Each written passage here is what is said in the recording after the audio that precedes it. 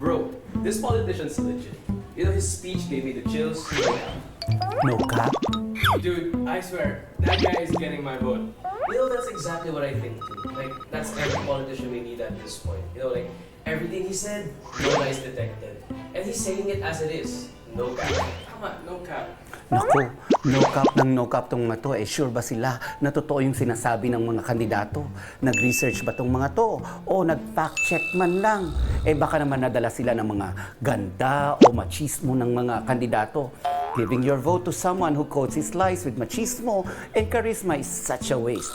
No cap. Tuwing eleksyon, magbibitiw ng mga pangako ang iba't ibang politiko. Makuha lang ang mga boto nyo. Magsasabi pa yan ng mga nagawa nilang batas para lang patunayan na may nagawa sila habang nakaupo sila. Ang tanong, totoo nga ba ang mga ito? Sabi nga ng mga bagets kanina, no cap ba ang sinasabi ng mga iboboto nyo?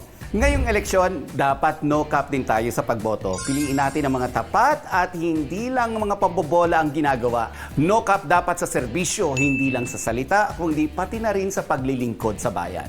Dapat totoo. Ako si Nelson Canlas para sa GMA Integrated News.